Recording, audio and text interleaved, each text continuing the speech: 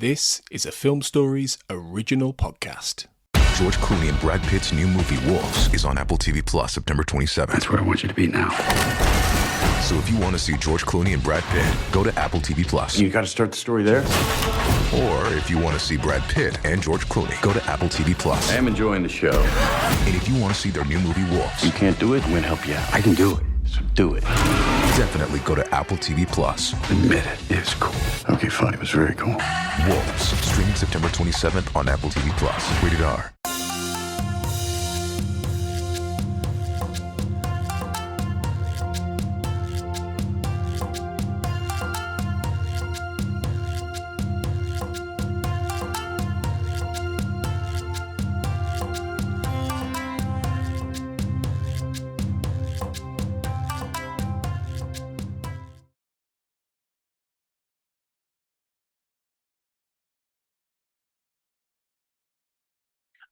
Welcome to the Japan on Film podcast. I'm your host, Perry Constantine. This is the last episode of the season, and for this, I am welcoming a new guest, and that is Chris Osborne. Chris, how you doing today? I'm good. How are you?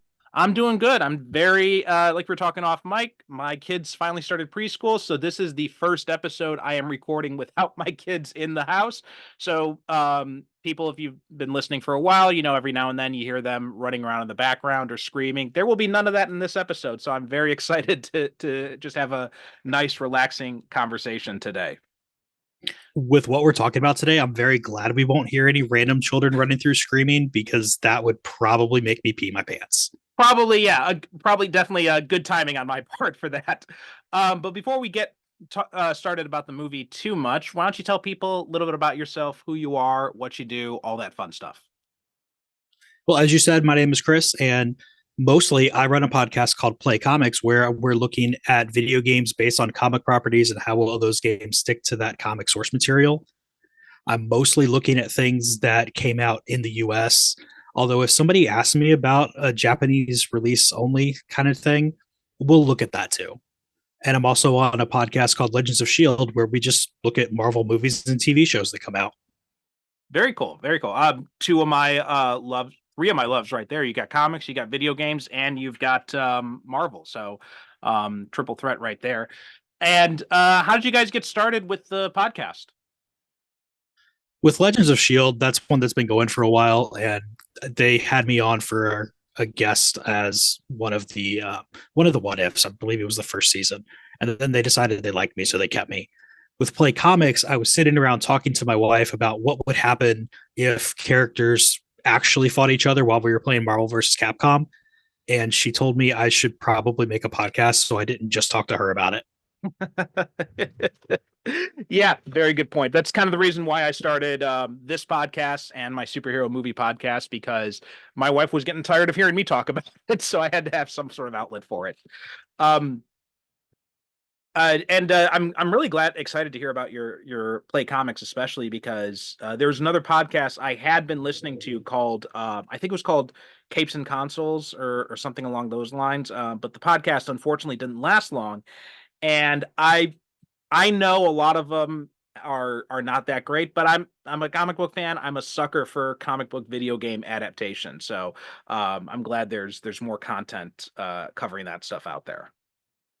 That's one thing I've really tried to cover on my show. I'm not really worried about if the game itself is good or not. I'm worried about how well it represents the comic. Mhm. So you can have the worst game in the history of the world, but if it is spot on showing you what the Flash is like, then yeah, I'll give it to somebody as an intro and I'll tell them the game sucks, but it is a really good intro to the Flash. So what game do you think is the best translation of a comic character so far then? For what I have looked at so far on the show, I would probably have to say one of the X-Men Legends games. It's really a toss-up on just what your heart says between the first one and the second one, because they're both amazing. God, I miss those games so much. I've got the Ultimate Alliance games that I bought one time when they were briefly on sale in the PlayStation Store. So I fortunately I managed to grab those before they disappeared again. But those X-Men Legends games, I have been hankering to play them again, and my Raspberry Pi is not strong enough to emulate PS2 games, so I can't do it on that. And I don't know where. And I've tried looking for them on online and stuff to try and see if I can find like a PS2 and the two games cheap enough, but just hasn't come together yet. So God, I miss those games. I was so excited with that first game, and I think I lean more towards the second game because I love the Age of Apocalypse, and I also love Sunfire, and I was really excited that he was a character in that too. I can't ever make up my mind. It's really just what characters I like at any given moment. Mm-hmm. But this is not the venue for superheroes and comic books and all that stuff. You talk about Japanese movies over here. So, what is your history with Japanese film? Most of it is with Godzilla and other kaiju type stuff. I've kind of started to watch more things as I've heard that, America is getting a lot more movies based on that side of the world, being Japanese or not. Mm. But, it's not a lot, but it's getting better. Mm. Admittedly, it's mostly anime, but, Mm. I'm trying to branch into the real people stuff. Well, a lot of people start off with anime and Godzilla. It's a very common story. I hear a lot on the show, but a lot of people do tend to stay in that lane. So it is really cool that you're branching out. So what Godzilla movies or movie was the first one that kind of grabbed your attention? The first one that I saw was one of the Americanized versions of the first one, and I couldn't even tell you which version it was. Honestly, I can't remember how many times it's been remade for over here. By that, do you But the mean? one that's Oh, sorry. Go ahead. the one that really sticks in my head the most is, oh God, I can't remember which one it is now, but it's when Godzilla's hanging out with what I'm going to call him Godzuki because of the cartoon, but little baby Godzilla. That maybe Son of Godzilla? Or Could be. maybe, yeah. I know that there was like in a few of them. I think it was Son of Godzilla. I've only seen a few of the Godzilla movies myself. So, but when you say it was one of the American versions of the original, do you mean one of the remakes, like the Roland Emmerich one, or do you mean one of the ones where they dubbed over, like the Raymond Burr version, where they inserted him Like into the original? Yeah, the full on black and white original. Okay, yeah, the King of the Monsters one. Yeah, I have never seen that version, and from what I've heard of it, I'm better off not seeing it. There are some things that are bad enough that it's fun to watch them. Mm-hmm. Now that is one of those for me. Mm-hmm. So today we are talking about Ju-on, the Grudge. This is and that is the exact title of it, right? The Japanese title is Ju-on, which is literally translated as like, resentment curse. And this is the first theatrical movie that came out of this franchise, but it's actually the fourth movie in the series. There was Katasumi and a series of the number 4, which was a short film that Takeshi Shimizu made, or 2 short forms that he made in 1998. In 2000, he did Ju-on the Curse and Ju-on the Curse 2. These were both direct to videos.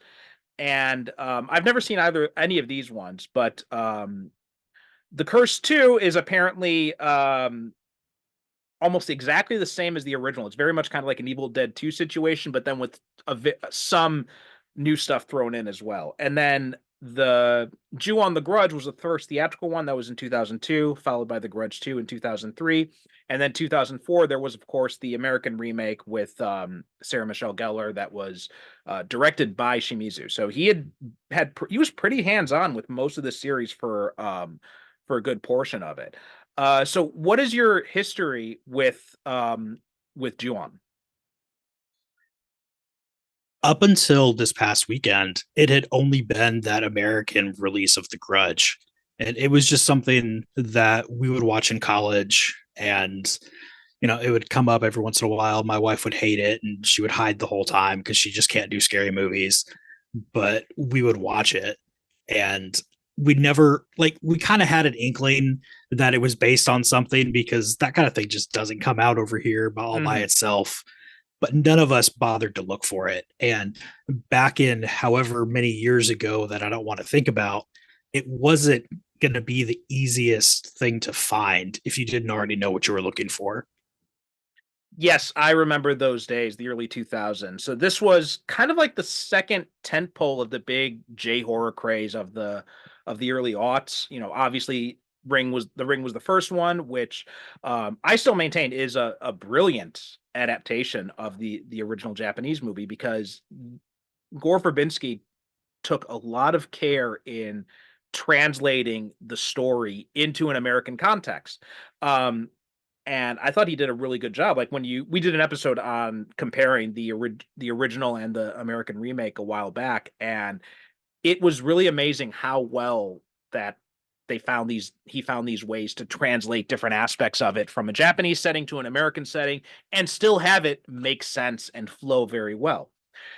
At the time, I was very excited for this one, the American remake, because you had the same director coming in to do it. And I remember I've got vague memories. I'm not sure. I saw these two very close together. I'm not sure. I think it may have actually been on the same day, where I had bought, where we had heard it was coming out. So I had found Ju-on online, like on eBay. It was like one of these Region 3 DVDs with like very poor quality transfers and, you know, questionable quality subtitles. And I bought it on eBay, and my friends and we had watched it, and then after we had watched it, we had tickets to go see the premiere of the American version. The Japanese version creeped the fuck out of us when we saw it. Like it was very effective. At the time, I think I thought it was more effective than Ring even. And then we saw the American remake, and we're like, "Oh, this is gonna be so great. It's the same director and everything." And it was such a disappointment. And it's just it did not it they had the whole like kind of, I call it like the Nancy Drew aspect of it, where they're trying to solve the mystery of the ghosts and all that. None of that was present in this version too. And it's a movie that I have not gone back and revisited. I know there's an extended cut out there, and I've always been kind of curious to see it, but not curious enough to actually pull the trigger on rewatching it again. And of course, that American version got two sequels as well, which I had also, or three sequels actually, because there was a 2020 revival version too. And I've never seen any of the sequels, so I don't know anything about any of those. In fact, I've never seen any beyond, and Ju-on 2, I saw Ju-on 2, but beyond that, I haven't seen any of it except for the Netflix TV show, which we can talk about a little bit later on. Um, how about you? Are you familiar at all with any of the American sequels? No, we pretty much just stuck with that first one. Mm-hmm. Yeah, that first one, it was enough to turn me off completely from the rest of the series. Um, but you said this was kind of like your first time watching the original one, right? Right. So what were some of your impressions watching it? This thing, I mean, it jumps straight into the creepiness. There was no introduction for anything. It just a straight on, all right, let's go. And I'm glad that I had seen somewhere that there were other movies that came before this one, because without that, I don't know what I would have thought. I probably, okay, are you going to try to tell a story here at all? But I just kind of figured, okay, they've probably got the story going from the first ones. I haven't seen them. It's like grabbing a random comic. I'm just going to have to jump in and go for the ride. Yeah, that's something that stood out to me this last viewing too, is how there's it, which is kind of an interesting thing. It's more of an anthology movie more than anything else, because there's no direct through line in terms of plot. It's just all centered around this cursed house, and how the curse follows these different people who come into contact with the house in different ways. Right? You've got the family that's living in the house now. They've got this the elderly mother who is basically completely out of it, and she's got social care workers coming to check in on her and take care of her.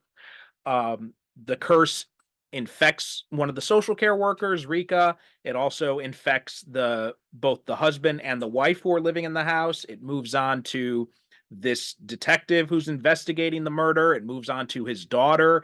and it's just like, this long stretch of different characters who come into contact with it. But and in some ways it's both a strength and a weakness of this film. I felt like it's really cool to see this ghost story movie that it's like, we are not going to try to solve the problem of the ghost.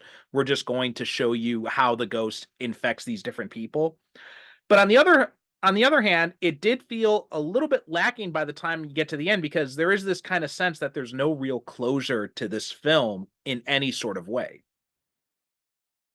And I've come to expect a different kind of closure from Japanese things versus American anyway. So I wasn't expecting to get a nice happy bow. Everybody is going to go home happy kind of ending with it. But it just kind of ends the same way every other story in the anthology ended. Somebody died, which is cool and, really makes it easy to make a second movie for this one, or fifth rather. But, I want some kind of ending. It just seems like it just kind of chopped off. Yeah, I felt the same way too. It does have this really cool scene where you've got Rika's corpse in the attic, looking very much like Kayako, the ghost in this. And then, then her eyes open up. They're all red, and she's got that death rattle too. It's a very cool image to end on, but I don't feel like we ever get a sense that any of these there's no central character in here, right? So there's no character growth that we really see in any of these characters, really. If anything, the house is the central character, Mhm. but you don't really see enough of the house to have it really carry through everything. Like I've Mhm. watched other movies where the setting is the character, and I'm fine with those. But you also get a much better understanding of the setting. And this one was just the house happened to be where it was. There wasn't really anything special about it besides the fact that people had died there and it was cursed. Yeah, yeah. So what are some big things that kind of jumped out at you watching it? I was really, really excited when I realized it was just a curse, like recreating people dying over and over, just because I thought that was a really cool aspect, having people go in and essentially kind of be forced to act out what had already happened. And I thought that was more of what it was going to follow. It did that in the first part of it, but then once you get into the second story, it isn't really doing that as much. Yeah, there's a bit of inconsistency with that, I felt too.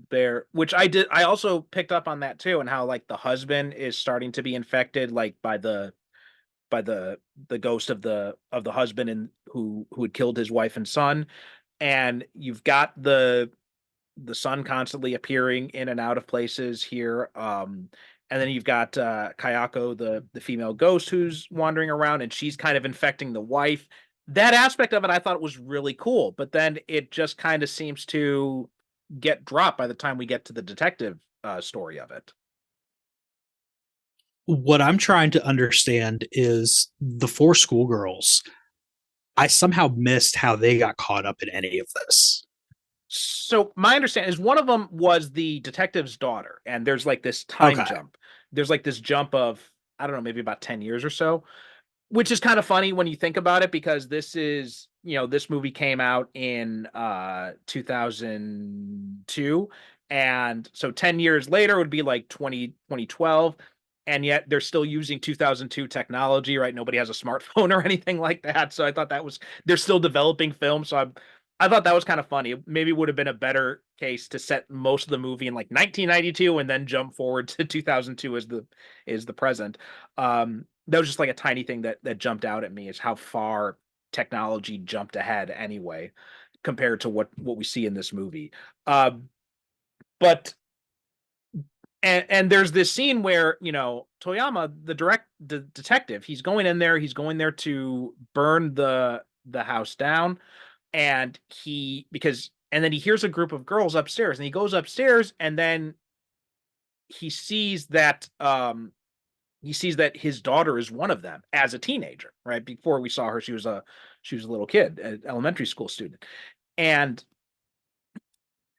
and it doesn't I think it's just, there's this it's just this legendary house, right? It's legendary haunted house. I think it's just these teenagers going in, and I don't know if we ever get a sense that Izumi told her friends about it or what, but whatever the case, right, she ends up leaving before, and they end up getting killed, and then she ends up getting um haunted by the ghosts of her friends, and then Kayako appears to drag her down anyway. I must have just looked down at the wrong part. Yeah. Get it into things, because my level of Japanese language understanding is okay. I can recognize that that's somebody's name. Yeah, there wasn't. I remember being jarred the first time I saw it. I did think it's a cool effect though to jump ahead in time and to see how long this curse continues to exist. So then we see, like Rika now as an adult here, as opposed to being a college student.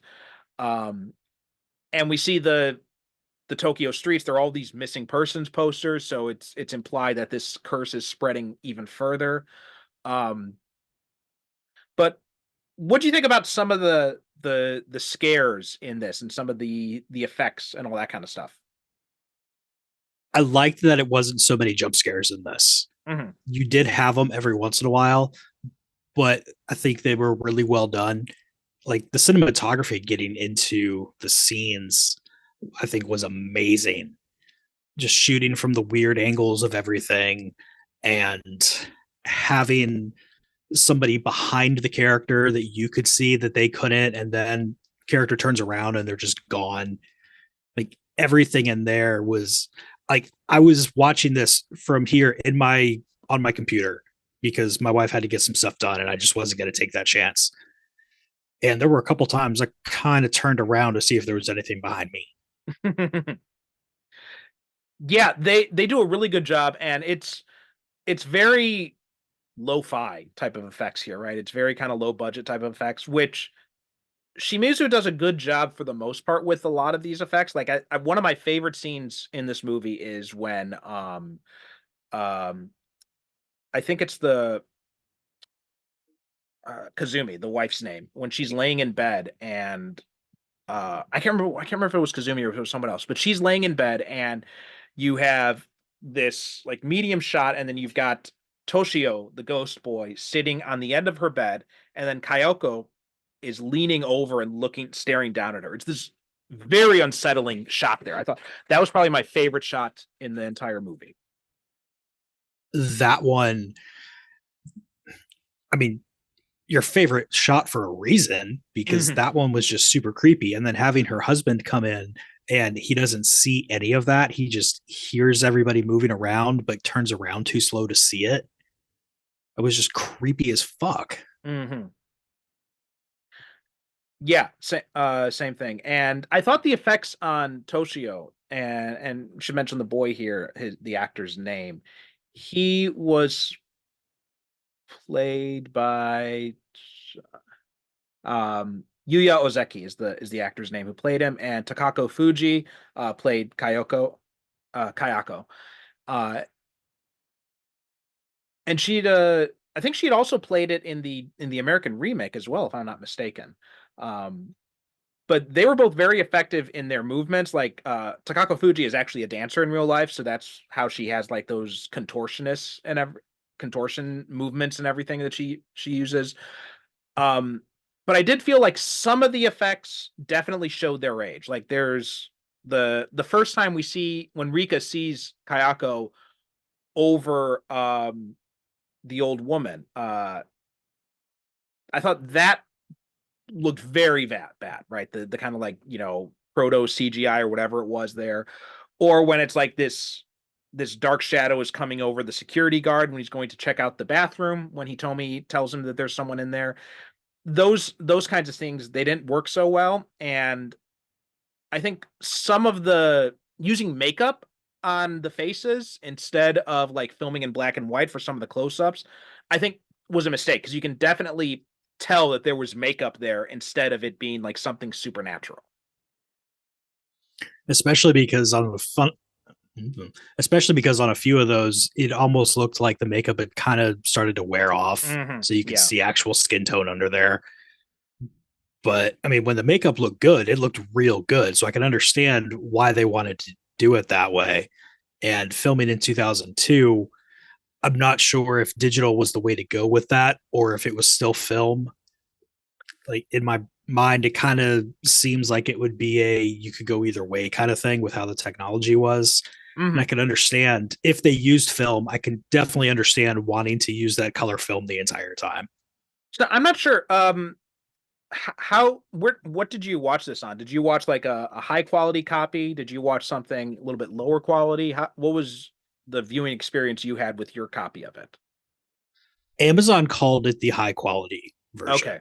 All right. Yeah, I have a DVD version of it that was the American DVD release and pretty good quality of the but I it has this weird kind of like there's this weird quality I notice sometimes you see it on Japanese TV shows and you also see it like on BBC shows too where it's I don't know how to explain it. I'm not as well versed in film quality to really describe what it is, but there's it might be DV. I'm not sure exactly though, but there's something about just the way it looks that feels a little bit unnatural. And I was watching it on a 4K TV, so that might have been some of the reason why too. Did you notice anything like that yourself?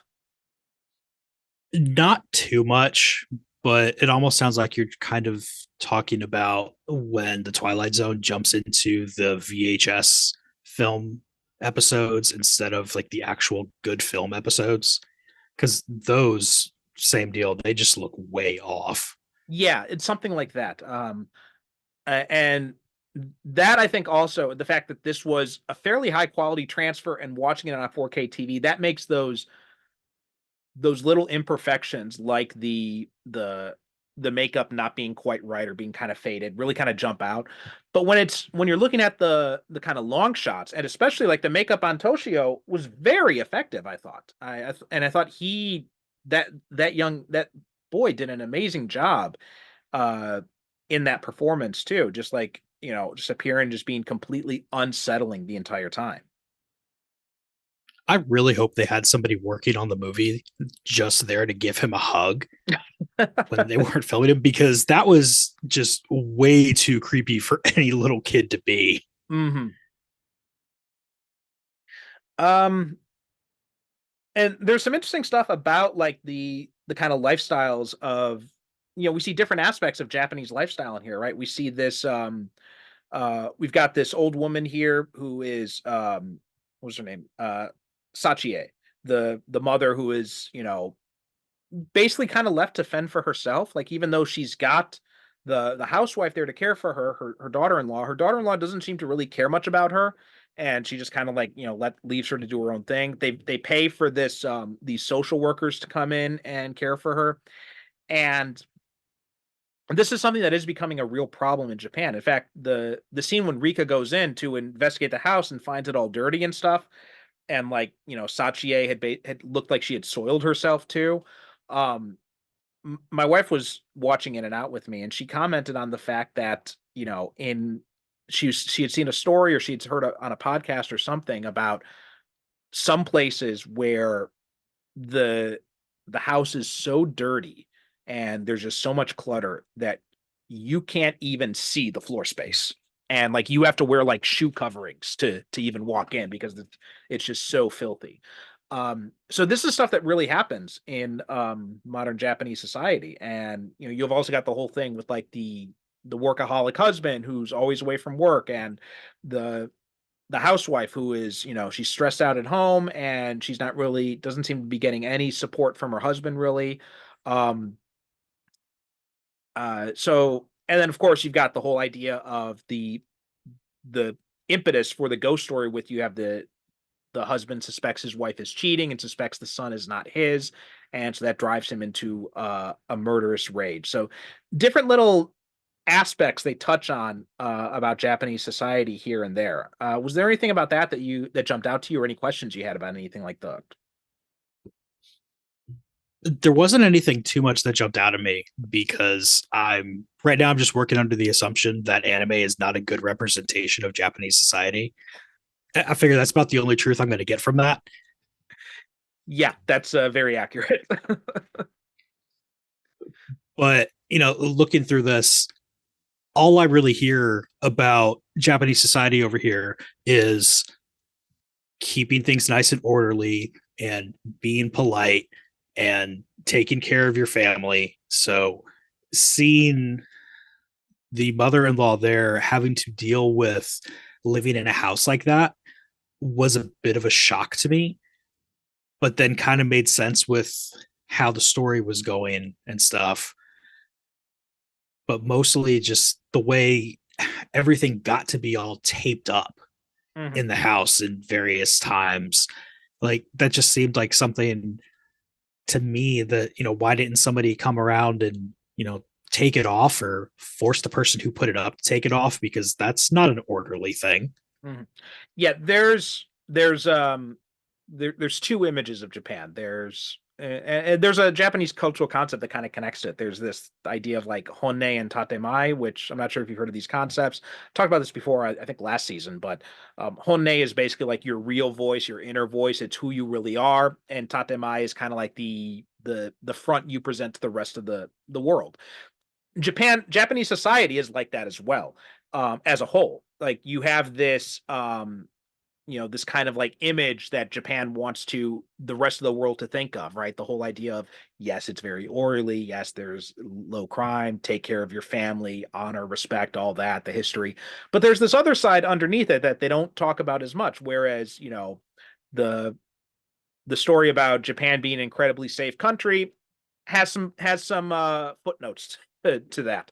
The idea of taking care of your family and all that also mm, depends on the family, right? It's yes, that is a cultural idea that it's supposed to be in place, but in practice, not so much. You have um, old people who are just kind of like tossed in nursing homes and just kind of like forgotten about, or they just have like home care workers come along. I mean, I think this movie shows an extreme example of it, where she's living in the house with her she's living in her son's house, and the her daughter-in-law just doesn't really give a shit about her. um right, and there's also that, and even though the daughter-in-law is there and she seems to be a housewife, she doesn't have any kids or anything like that. They still pay for a home healthcare worker to come in and check in on them. But you see, even that has some caveats to it, because like the guy who is in charge of that, he's disappeared, and so they send a volunteer to go in instead to take care of her. And when she calls in to say like, well, the house is dirty, there's nobody here, and there's this little kid running around, they're just kind of like, well, deal with it. It really makes me wonder though, how do they, like, wouldn't they know that there's not supposed to be a little kid there? That's another thing too, right? She's a volunteer, so it's like, the left hand doesn't know what the right hand is doing. There's all this different bureaucracy. So um in theory, yes, they probably should know that, but they obviously she doesn't. She hasn't been given the information. She's just been kind of told, the guy is missing, we don't know where he is, so go in and check on this woman for us. I can understand her not knowing about Mhm. a little kid being a weird thing, but whoever she's talking to on the other side, they should know, or at least, putting the records together, realize, oh crap, there's not a little kid that's supposed to be there. Again, this comes down to the fact that there's all these levels of bureaucracy. So you've got one person who's probably in charge of like maybe 50 people in the area. So nobody outside of that one person who's in charge of them would really know anything. And even now, like, records aren't really computerized, right? They're not really digitized. So in 2002, it was even worse. So if someone was going to check the records, they had to actually go and find the file and look through the paperwork and find the records of who's in that house. So, and you've got this case, and again, there's the image of Japanese as being workaholics. Um, that's both true and false, right? There's some false aspects to that as well. Like I've worked in Japanese local government, and I saw like people just kind of like sleeping at their desk all day and just kind of like clipping their toenails or playing solitaire or whatnot. So it's more about are you at your desk for long periods of time, is more how long are you present in the office, as opposed to how much productivity are you, or how productive are you actually being. Um, So that did not surprise me at all. Have you ever seen Ikiru, by the way, the Kurosawa film? I have not. Okay, so very great movie, and it really gives you a sense of how ridiculous the Japanese bureaucracy is. That movie was made in like I'm blanking on the year, but I think it was like late 1940s, 1950s, somewhere around there. And not much has changed in the intervening time. It's still Oh very much God, like that. that sounds like my job, who was still using a nice green text DOS computer to ring up customers when I started there a few years ago.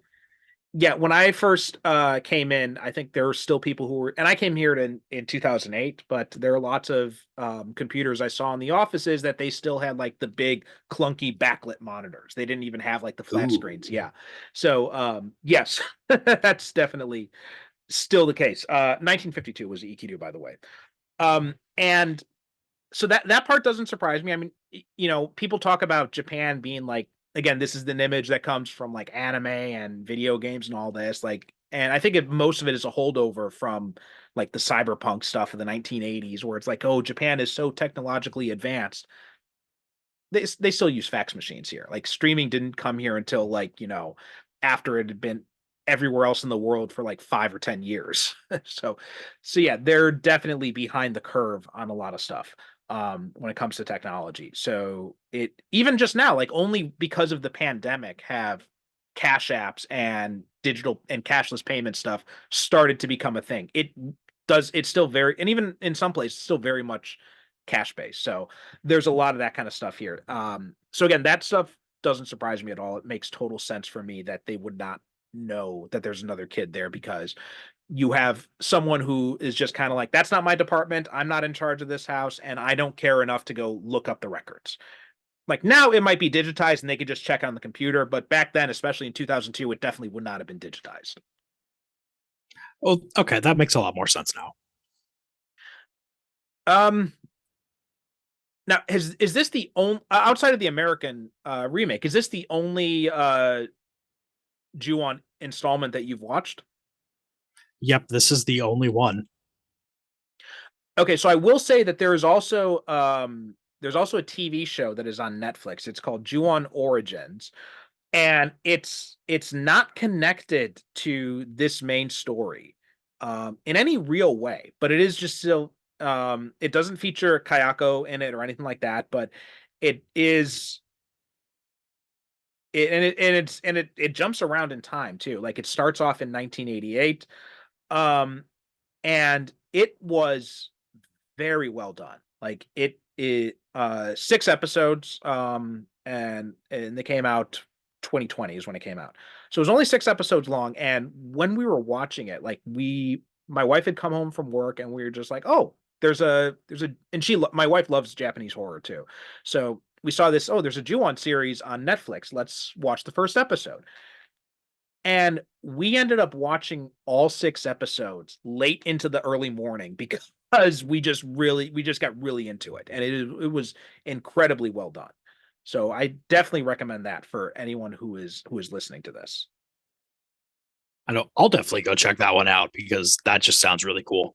Yeah, in fact, it is actually the highest rated of any of the installments in the franchise. Um, and it's got some spiritual connections to it. Like you have a son who is instead of Toshio, there's a son named Toshiki. You've got an abusive father in it, and yeah, it's just very, very well done. There's also, and I haven't seen this movie in a long time, but there is Ju-on 2. There's a second movie that's a sequel to this one. And that one had kind of a more through line.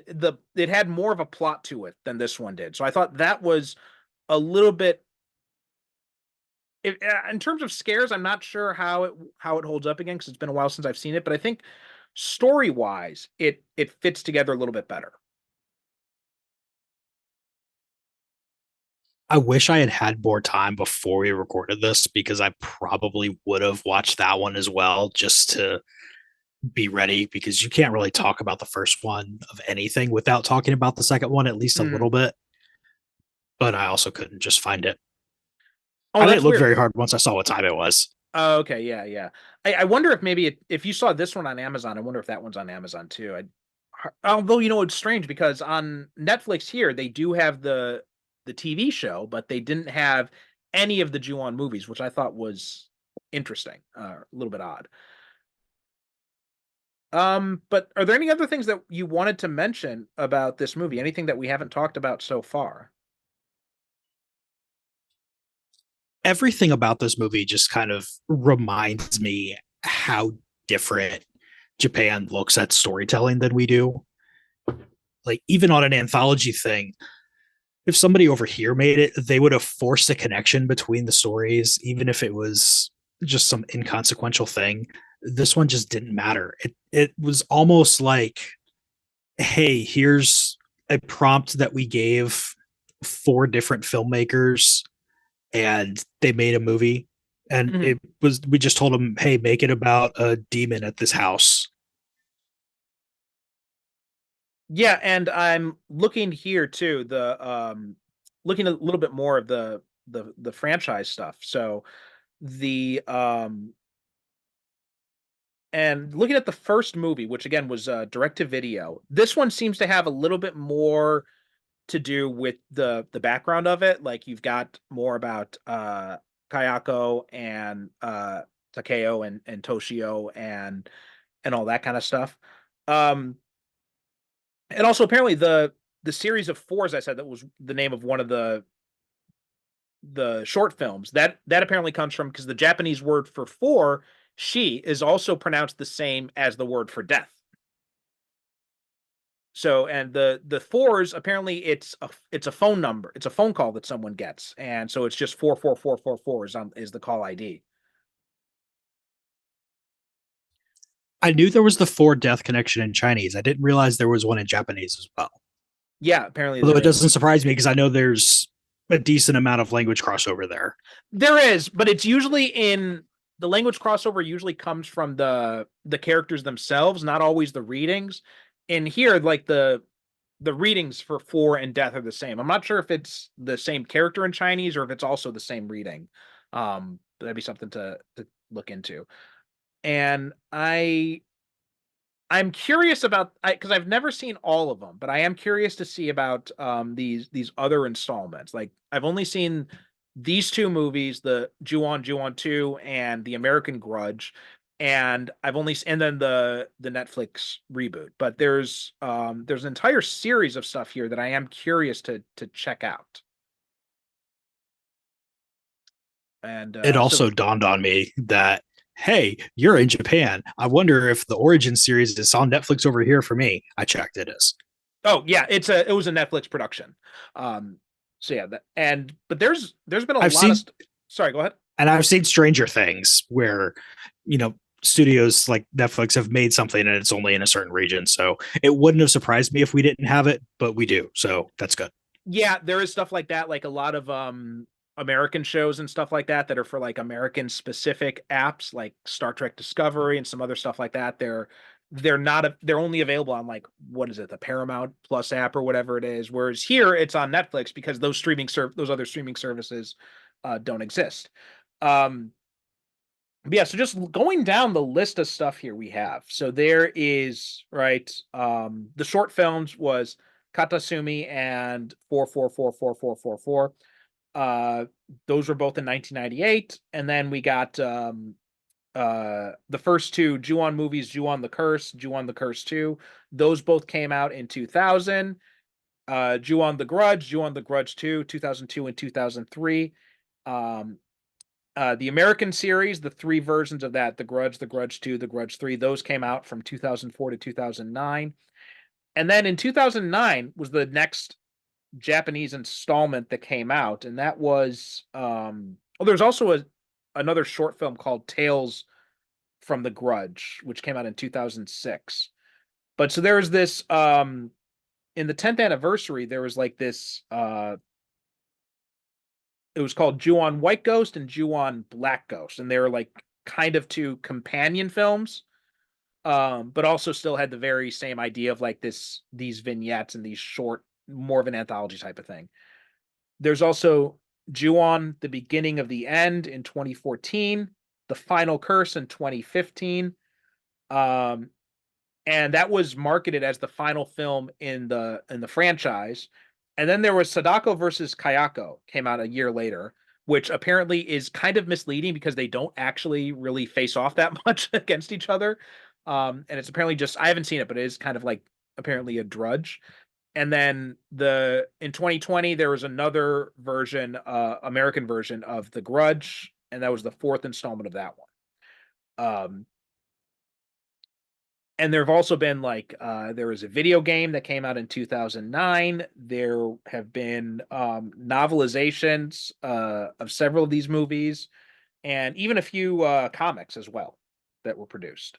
So it's a pretty long running franchise, all things considered. But I think from what my understanding is that the ones I've seen, the Japanese ones I've seen, not the American one, are pretty much the best in the series from what I've been able to gather from my research. Thankfully, I like watching bad movies. As long as they're bad in a funny kind of way. Like, I'm never going to watch S. Darko again. That's just stupid.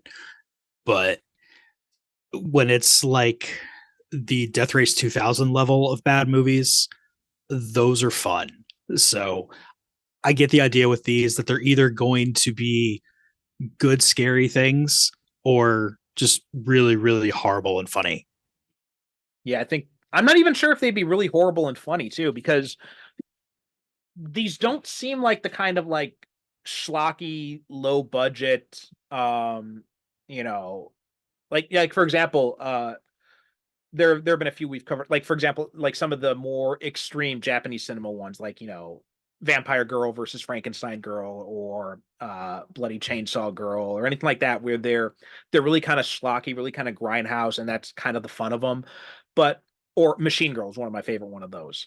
But this one, these seem like there's an attempt to make them serious even when they are bad, and so I think I'm not sure if you'd get that same. It's not like you'd be watching like the Chucky films or anything like that, where they're so bad they're funny. Well, to put this into context, though, I thought the live action Last Airbender movie was so bad it was funny. Okay, I've never. And they seen were that definitely not. Don't unless you want to watch something really bad. But they were definitely not trying to make that funny or anything at all. Okay, so then that might be. Then you might enjoy these then. But I will say definitely, I would recommend the Ju-on 2, and I would recommend Ju-on Origins. Those were both pretty solid, with Ju-on Origins definitely being the best of the bunch.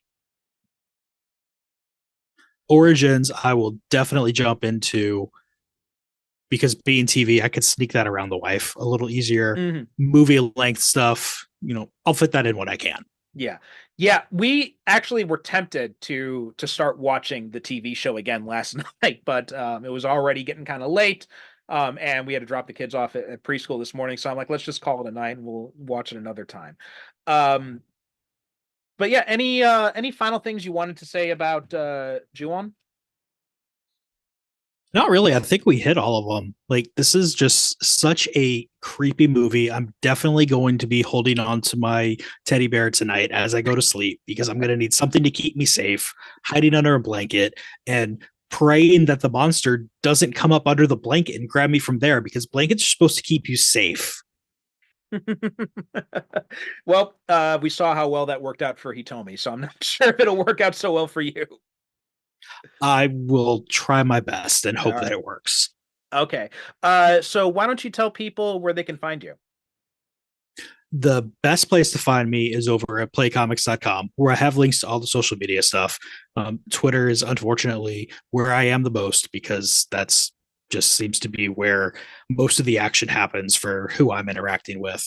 And if you want to check out video games based on comics, there's like 150 some odd episodes of that over at Play Comics. There's over 100 episodes of mostly me talking to comic creators about the cool stuff that they're doing. And there's everything over at legendsofshield.com, where, if you start at What If season 1 and go anything newer than that, there's me. But the episodes before me are good too. Okay, awesome. So we'll have links to that stuff in the show notes. So please make sure to check out those podcasts. This is the final episode of the season for Japan on Film. But don't worry, we won't be gone long. We are actually already getting guests booked up for next season. So we're trucking along pretty well here. But guys, thank you so much for listening. And as for us, our website, japanonfilm.com, and then we are Japan on Film on Blue Sky, Instagram, and Threads. We are also part of the Film Stories Podcast Network, so please make sure to check them out at filmstories.co.uk and listen up after the credits to hear what's coming up next on the network. Guys, thank you so much for listening, and we will talk to you next season.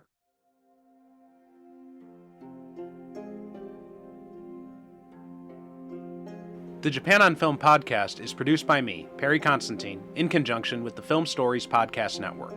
Visit japanonfilm.com for show notes, episodes, and information about being a guest yourself. You can also reach out to me on the website's contact form if you have questions or comments about Japanese movies or the show itself. The show is at Japan on Film on Threads, Blue Sky, and Instagram, so please be sure to follow us. If you'd like to support the show, you can donate on japanonfilm.com, purchase from our advertisers, or leave a review on Apple Podcasts, Spotify, or wherever you get your podcasts. Join the Film Stories Podcast Network Discord from the link in the show notes to connect with me and many other cinema fans and podcasters.